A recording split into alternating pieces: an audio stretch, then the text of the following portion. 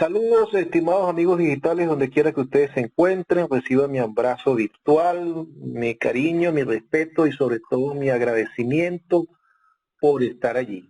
Mi nombre es José Ríos Lugo, soy comunicador social. Este espacio se llama En Conversación con Ríos Lugo y es una producción del portal informativo El Reporte Global. Voy a estar conversando hoy con el sociólogo y politólogo Carlos Raúl Hernández, profesor universitario, sobre la situación país. Saludos, Carlos. Bueno, encantado de oírte y de estar en contacto con tu audiencia. Vamos a entrar en materia de una vez, Carlos. Fíjate, ¿cómo podemos evaluar lo que conllevó a México? O sea, ¿por qué se llegó a México y si eso implica la capitulación del G4?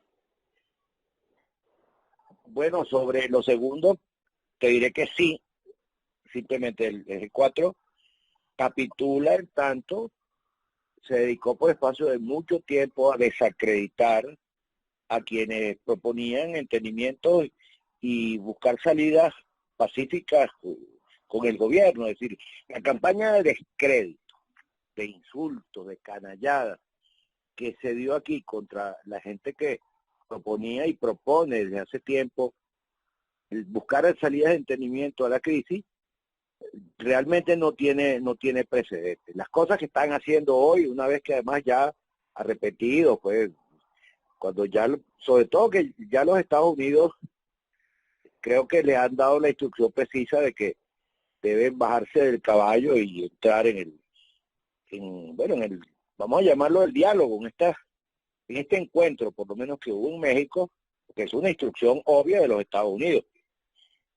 Ellos, bueno, ni siquiera por esa instrucción han dejado de seguir en su plan de destrucción, porque vemos que en la mayoría de los sitios donde están lanzando candidatos, no es para obtener un triunfo, no es para tratar de derrotar al gobierno, sino para derrotar a los candidatos de la oposición que ya venía en el proceso democrático, es decir, a la oposición parlamentaria, vamos a llamar. Bueno, para mí uno de los casos más ilustrativos es el de Táchira. Me dicen que hay 7 u 8 candidatos, entre comillas, de oposición, cuyo único propósito es restarle votos y derrotar a Lady Gómez. Por otro lado, es lo que estamos viendo en Lara, que hay varios candidatos que andan haciendo campaña no contra el gobierno, sino campaña contra Henry Falcón. Entonces tú ves que el empecinamiento, la ineptitud, la incapacidad para entender las normas elementales de la política, que los ha caracterizado de que entraron en el juego, porque todo lo que se perdió entre 2015 y la fecha de hoy, que fue la mayoría parlamentaria y la mayoría popular y la proximidad al poder, todo se perdió porque estábamos dirigidos por una brigada sumamente inepta y sin ninguna idea real de lo que significa la actividad política. Entonces, bueno, en efecto es una rendición, pero ahora entonces ya no le disparan al gobierno, sino que disparan contra la gente que está a su lado, por lo menos en relación con la raya del gobierno de oposición, por lo que ellos han trazado una raya distinta a la raya de oposición-gobierno. Es decir, ahora el límite no es ese, el límite no es gobierno-oposición, sino como el gobierno está actuando con mucha inteligencia, con mucha habilidad y también con mucha maldad política, pues bueno, ha venido progresivamente estableciendo sus propias relaciones con sectores como Fede Cámara, la Iglesia y con un sector de la oposición, y ahora lanzando puentes a los Estados Unidos, lo que ha hecho entonces es que en vez de una raya que separara gobierno de oposición como era hace 5 o 6 años, ahora lo que hay es un círculo, y en ese círculo está metido el G4, que no logra ni siquiera ponerse de acuerdo entre él mismo. porque los antiguos miembros del G4 no logran tampoco defender las mismas candidaturas. Están divididos también en diferentes sitios. Por ejemplo, en el caso Miranda. En Miranda, por ejemplo, Henry Ramos está apoyando a David Oscari. Pero otra parte de los que participaron en estas políticas alocadas están apoyando a Ocariz. Es decir, ellos no logran ni siquiera acordarse en torno a su propio eje. Por supuesto, eso es una situación de caos electoral. Yo celebro que la Alianza Democrática, dirigida pues, por Bernabé Gutiérrez y por varios otros partidos, COPEI, etcétera, hayan lanzado una lista de candidatos ayer. Bueno, a ver si se contribuye a poner aunque sea un poco de orden a este caos que estamos viviendo. Entonces, bueno, yo sí creo que, es decir, estamos yendo a México, para ir a la otra parte de tu pregunta, en la peor de las condiciones. El G4 va a México arrodillado, después de perderlo todo, sin ninguna capacidad de negociación real. El único elemento de presión sobre el gobierno lo tienen los Estados Unidos, que son las sanciones. Por cierto que Maduro está pidiendo diálogo directo con Estados Unidos.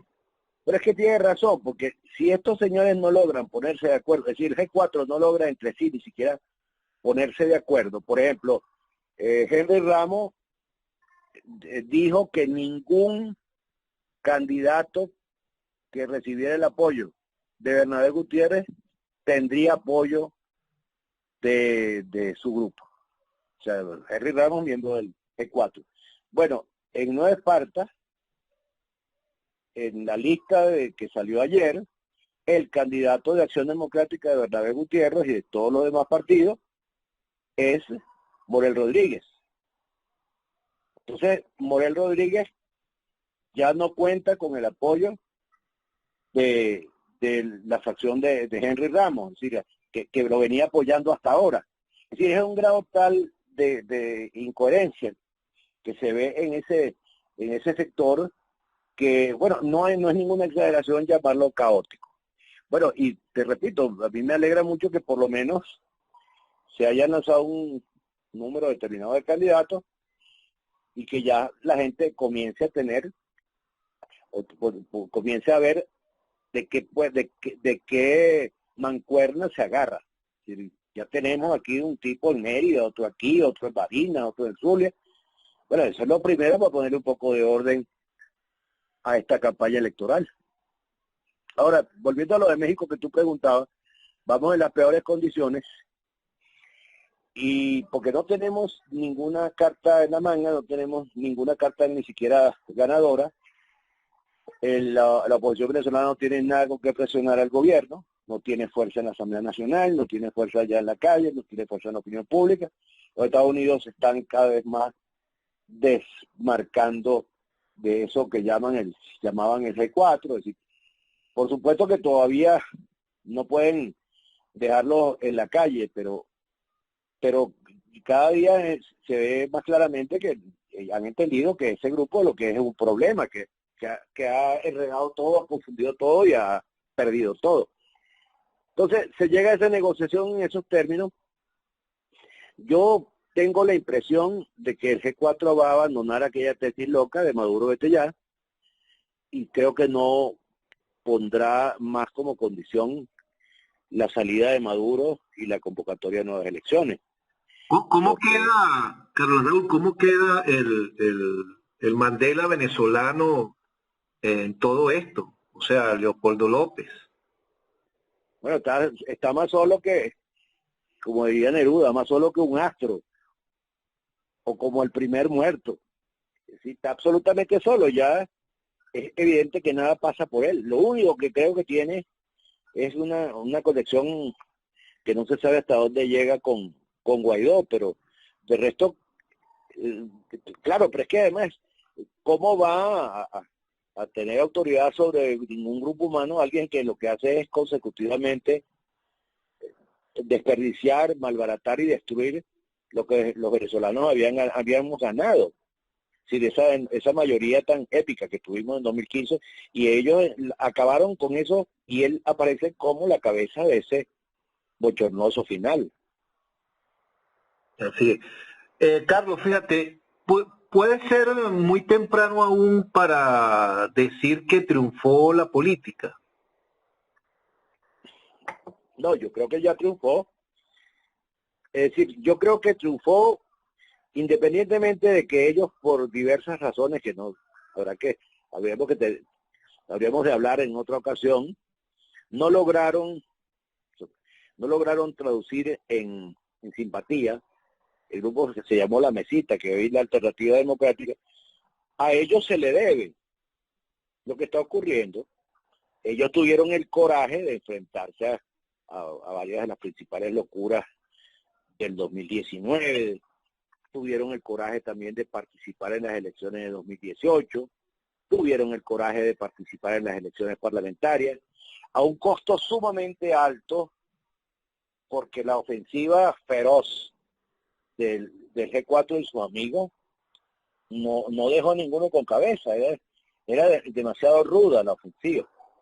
Bueno, pero independientemente de eso, no hay duda que los venezolanos le debemos a ese grupo de partidos que hoy estemos en una situación en la que se haya acabado la violencia en las calles, o 5 años de violencia en las calles, el descrédito del voto que aún se mantiene, pero que habrá que luchar para acabar con ese descrédito, que el país no se haya terminado de cubanizar, como se decía, porque en la medida en que hay un gobierno de vocación autoritaria que quiere ponerle la mano a las instituciones y una oposición absolutamente, bueno, yo no sé cómo calificarla, pues, de un grave salvajismo, de primitivismo que le deja los espacios a quien quiere tomarlo.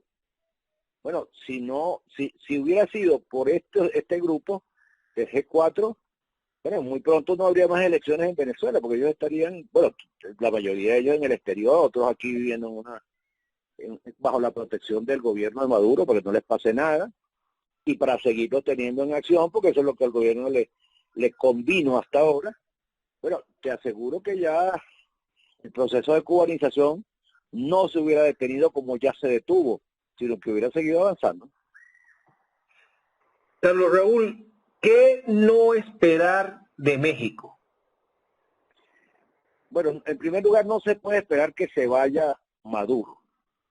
Y eso hay que decirlo mucho para que no haya una nueva frustración en la opinión pública en la que son expertos estos irresponsables, crear expectativas que después no se cumplen y que han producido en este caso la circunstancia de que los venezolanos ya no creen que hay salida, porque como han ensayado todas las salidas y todas las han destruido, pues entonces ya los venezolanos creen que se ensayaron todas. Bueno, entonces hay un 70 y pico por ciento de la gente que está, aunque hay un 90% que quiere cambiar el gobierno, hay 78% que considera que eso no es posible. Entonces, eso es producto de la gestión de estos señores. Entonces, yo creo que no se debe esperar, ni se debe decir que Maduro se va a ir, porque Maduro se va a ir en 2024. No, ni antes ni después, espero yo. Bueno, ya veremos qué pasa en el 2024. Creo que tampoco se van a quitar las sanciones de un día para otro, como aspira el gobierno. Eso es un proceso gradual, como todos los procesos. Ahora, yo vi ayer antier a Maduro decir, o lo oí, decir que podría haber un intercambio entre jefes diplomáticos, pues, entre Estados Unidos y Venezuela, encargados de negocios. No embajadores, pero sí jefes de la diplomacia en el país. Bueno, yo creo que para que Maduro haya dicho eso, tiene que ser que tiene los pelos en la mano. Alguna cosa se ha adelantado ya en conversaciones directas con el gobierno norteamericano, que si no, no creo que se hubiera atrevido a decirlo. Yo la verdad es que... De hecho llamó por su nombre al embajador Story. Story. A Story, sí, eso ya es una cosa además que me gustó mucho, porque empieza a haber respeto en las relaciones. Ojalá ese estilo revolucionario de Maduro se acabe y lleguemos a un estilo de gobernante, de estadista, que es lo que yo no quiero ver más nunca, tipos que hablen como Fidel Castro o como Pinochet, en ese tono jaquetón y grosero. Yo quiero que los presidentes hablen como presidentes. Y en ese sentido me alegra mucho que Maduro haya tratado respetuosamente al embajador de los Estados Unidos y a cualquier otro embajador y a cualquier otra persona. Pero lo que sí, también, es decir, creo que debe haber entonces detrás de eso que Maduro se ha comprometido con algo grande, con algo importante, una concesión importante a los Estados Unidos. Y me da la impresión, viendo el arco de posibilidades, pues no creo en referéndum revocatorio, ni creo que Maduro se vaya a ir. Incluso dudo mucho que pueda suspender la elección de gobernadores y alcaldes. Lo dudo, porque a Maduro le interesa lo que va a pasar el 21 de noviembre. Si va a quedar teniendo... Eso es una de las cosas que quería preguntarte, pero antes de eso,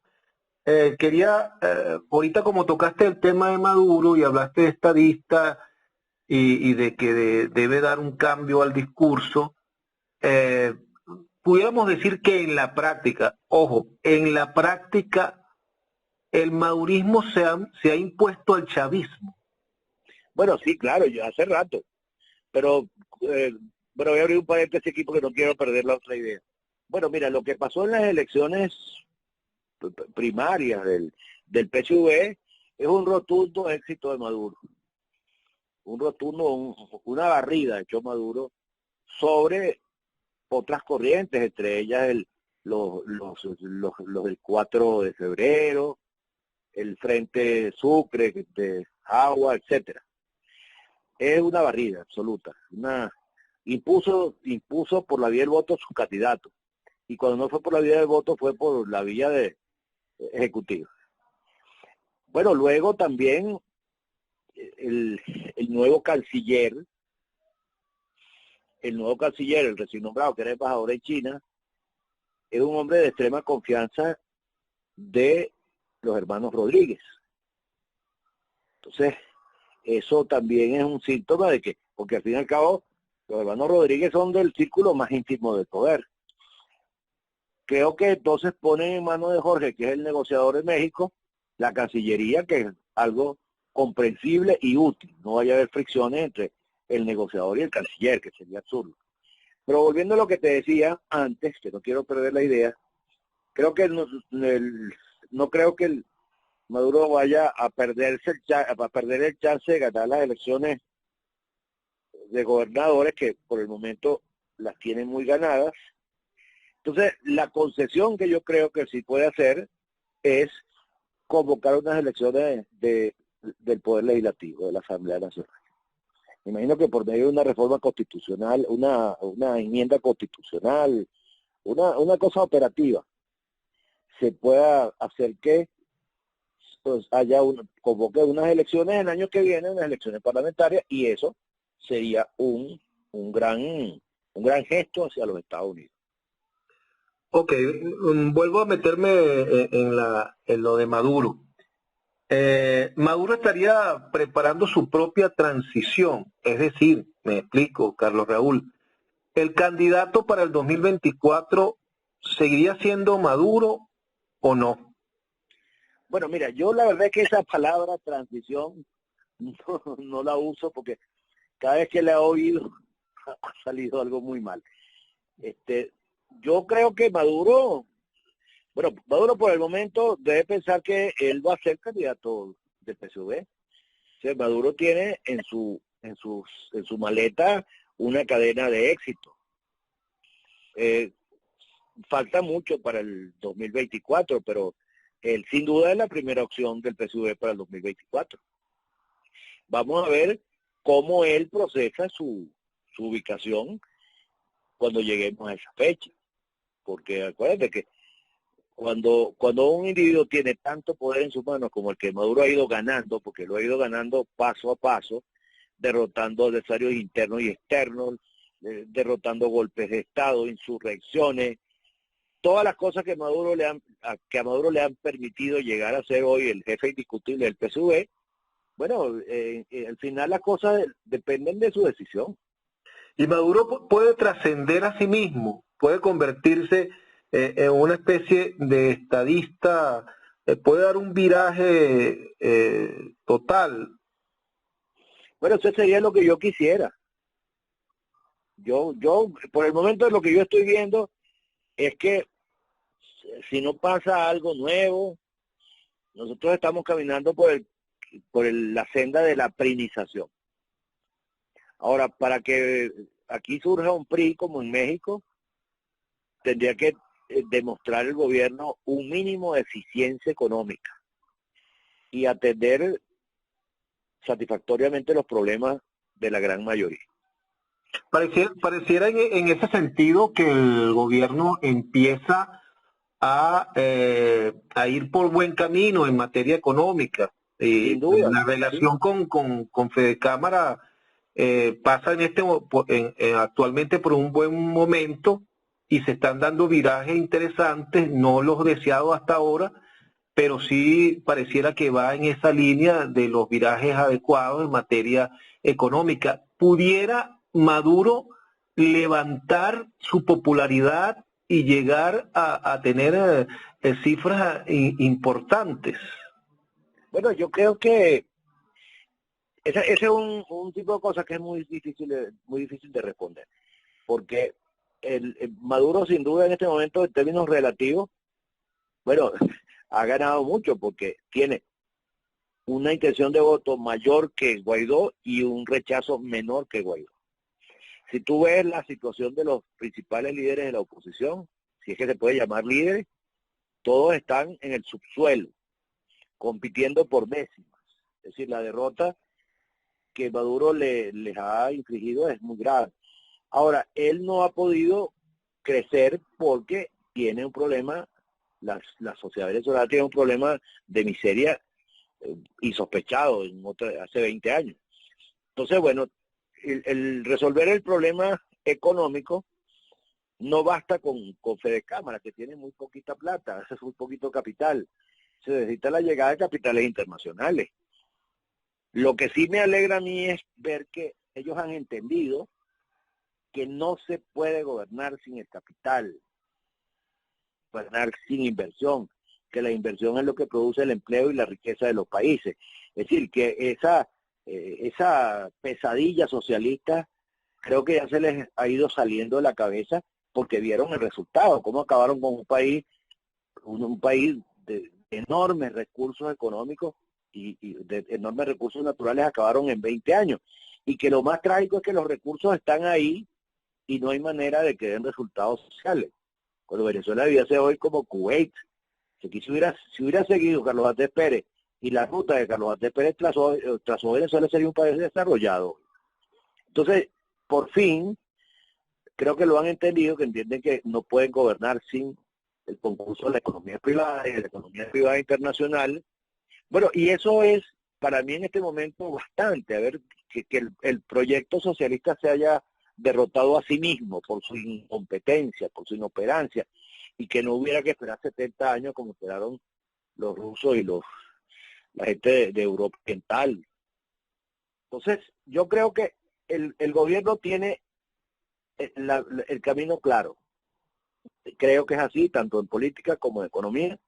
Ahora falta, yo se lo decía ayer a Kiko, que, bueno, antes el país estaba cerrado y la sociedad global estaba abierta. Ahora es al revés, ahora el país está abierto, pero la sociedad global está cerrada, Europa, Estados Unidos, una fuente de capital. Los únicos aliados que tiene el gobierno de Maduro son los chinos, los rusos, los turcos, Irán, etcétera, pero eso no basta para que el país se coloque en la senda del siglo XXI. Evidentemente, una de las cosas que no ha permitido que se ejerza un gobierno como debería ser es ese fantasma constante que está de que me quieren tumbar. Entonces todos los esfuerzos pareciera que van en sentido de mantenernos en el poder a como dé lugar. Bueno, la confesión que hizo la alcalde de Caracas, que ella no había llegado ahí a la alcaldía para gobernar, sino para defender a la revolución. Eso es una especie de plomo en el ala. Bueno, es que lo que pasa es que tú te pones a ver que ha habido lo que se llama en términos filosóficos una dialéctica.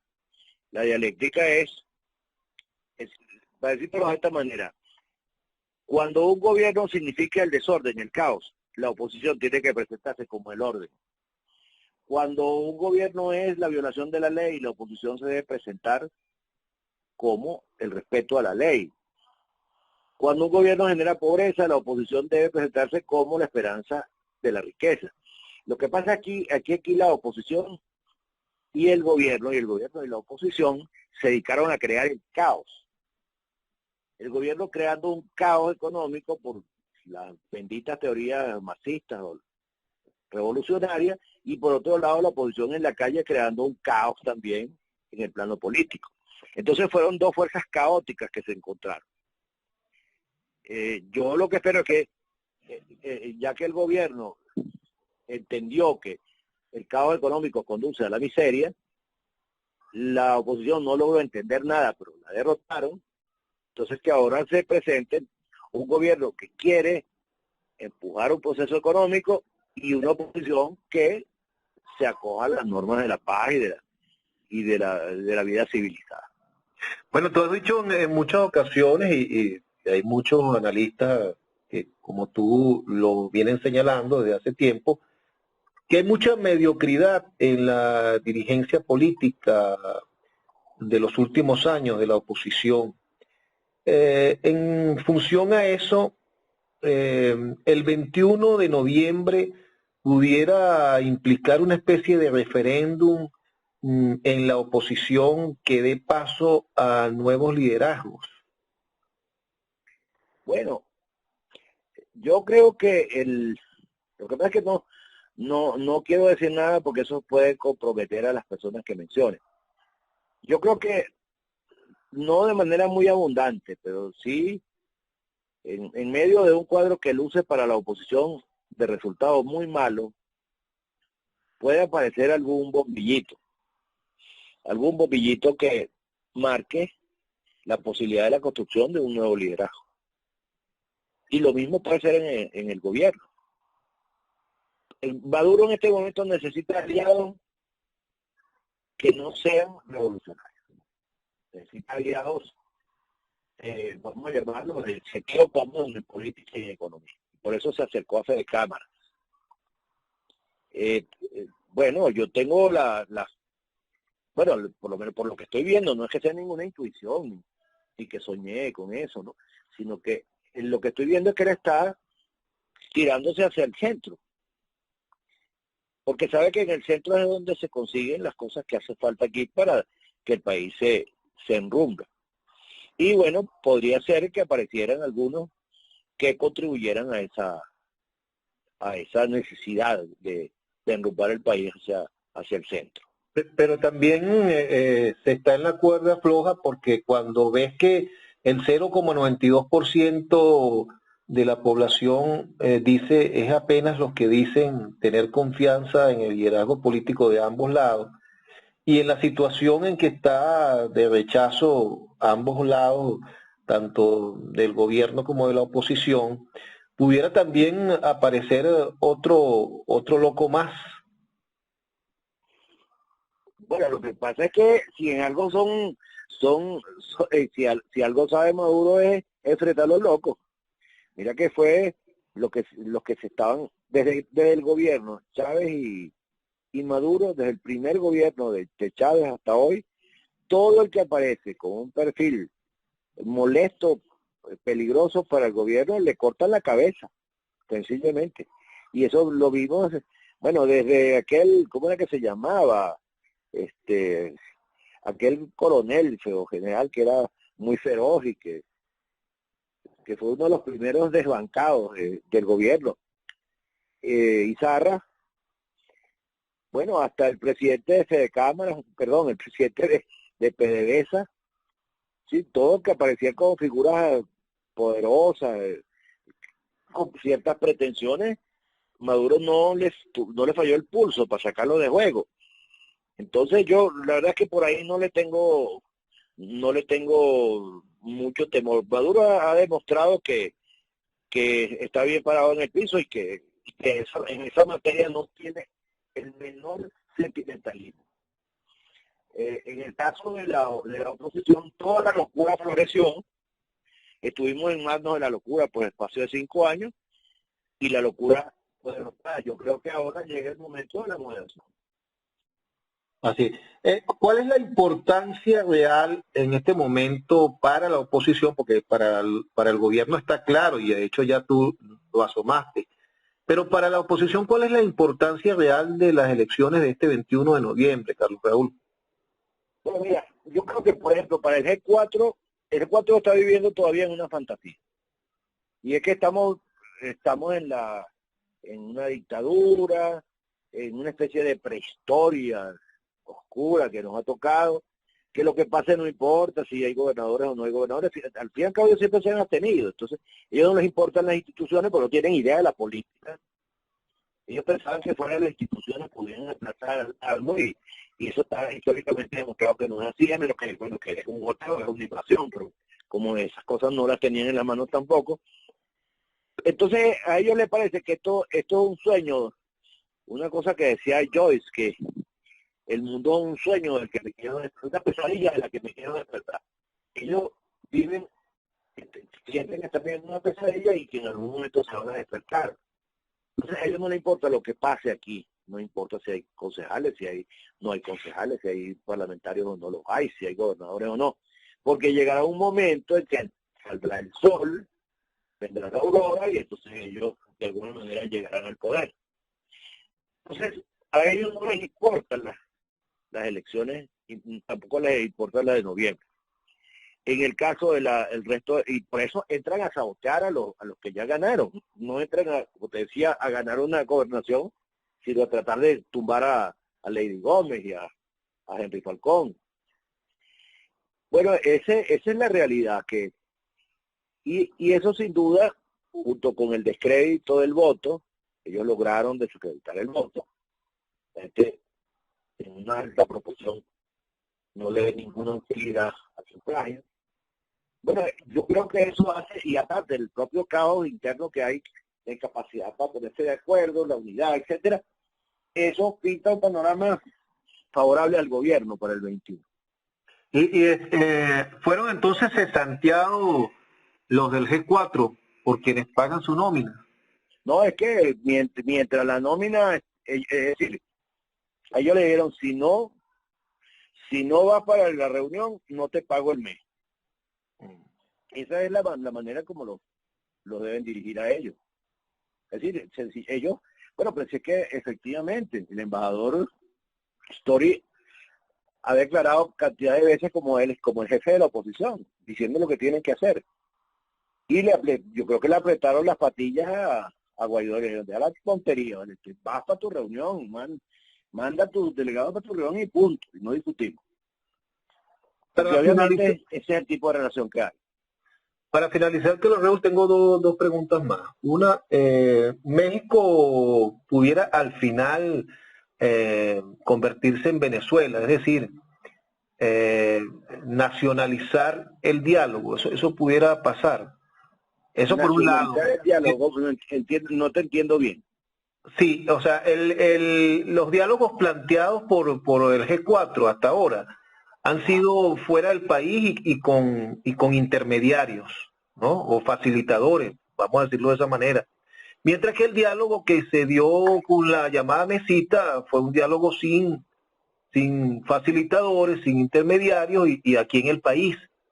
El destino del diálogo en México pudiera al final convertirse en un diálogo nacional, así como fue con la mesita. Bueno, pero es que acuérdate que la mayoría de esos tipos están presos o andan buscando o están exilados. Entonces, el diálogo tenía que ser para no estimular la paranoia y el pánico de ellos, tenía que ser fuera. y ese es el favor que le está haciendo López Obrador a las discusiones en Venezuela. Así Pero, claro, aquí los que se reunieron aquí, todos vivieron aquí y además estaban haciendo política aquí. Estos que están dialogando allá han mandado a hacer invasiones, han pagado mercenarios, han mandado drones explosivos, bueno, es decir, la situación es un poco heterodoxa, digamos. Claro, pero fíjate que hay una tendencia, e incluso creo que lo planteó en estos días Mike Penford, que la comunidad internacional ya como está como cansada de esto, pues y que si esto de México no funciona, la comunidad internacional se va a desentender o podría desentenderse. Sí, exacto, y por eso es que yo creo que el gobierno, que también lo sabe, va a poner, ¿cómo que dice la cursilería? Su granito de arena. Pero hay otro elemento que a mí me hace que no se desentiendan tan fácil, y es que la situación de la política exterior norteamericana es también caótica. Bueno, no hace sino recibir derrotas, en meter la pata, crearse problemas con China, con Rusia, con Turquía, ahora, bueno, en Israel, con Hamas en la Franja de Gaza, sí, todo como consecuencia de los errores cometidos por los Estados Unidos en el manejo de la política exterior. Bueno, en América Latina está a punto de un hervidero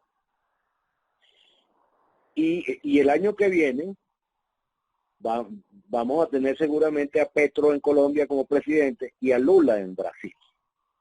Entonces los Estados Unidos entiendo, bueno, que cualquier político en una posición de esa magnitud debe entender o entiende que debe buscar algunos colchones aquí. Lula es un tipo apropiado para eso.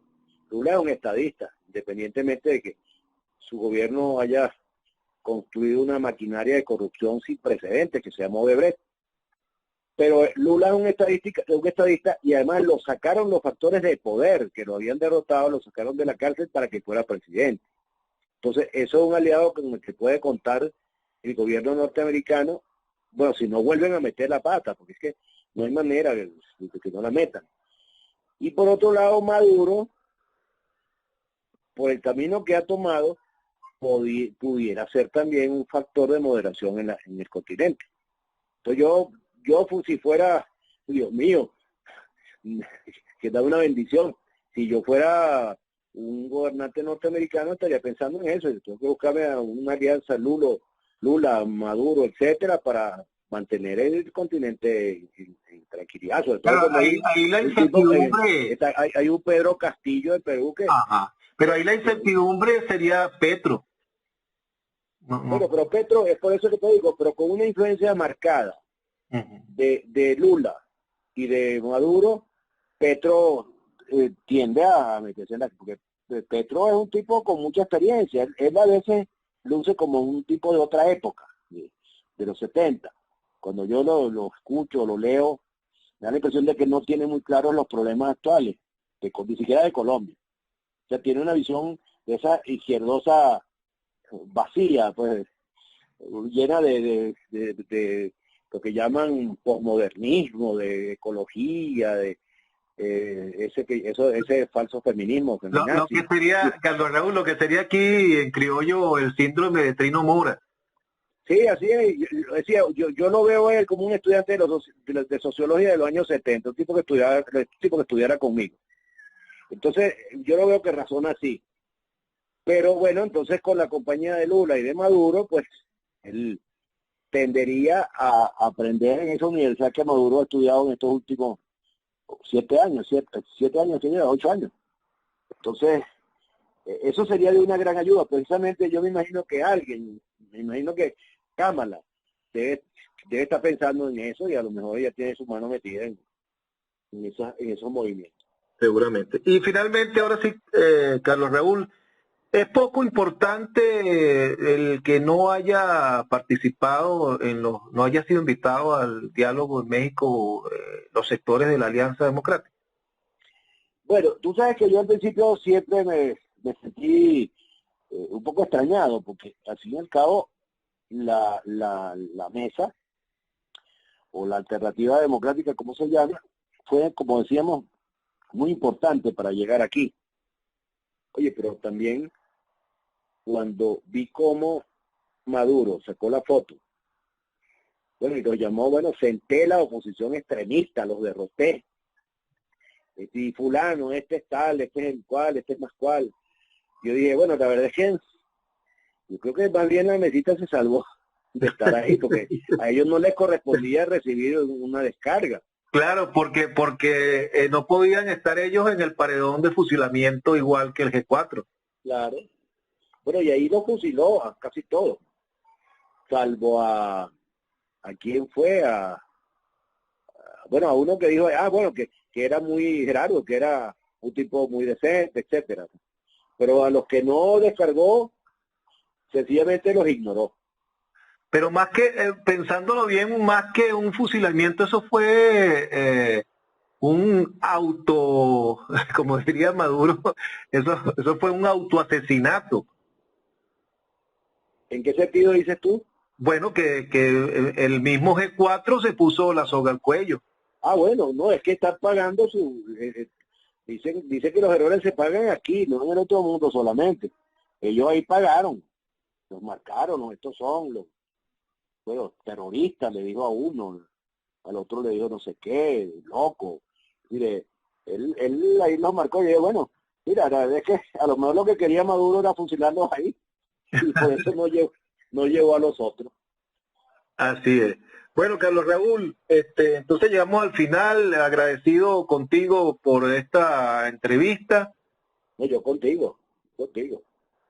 Y bueno, y seguiremos entonces atentos a tus análisis y sobre todo los domingos a tu columna, que es una de las más leídas en el país y creo que por los alrededores. Pero decir que no es que es una, es que es la más leída. según todas las encuestas, es así. La página de opinión de Universal Domingo se lee más que farándula y deporte. Así, y eso que tienes unos buenos competidores en cuanto a columnistas los domingos, ¿no? También, ¿no? Sí, bueno. Bueno, es que digo que esa página tiene más lectura que la página de deporte. Así es, así es. Bueno, Carlos Raúl, agradecido contigo y agradecido con los estimados amigos digitales por seguir este espacio y nos vemos entonces en una próxima oportunidad. Muchas gracias. Nos vemos el domingo. Así será.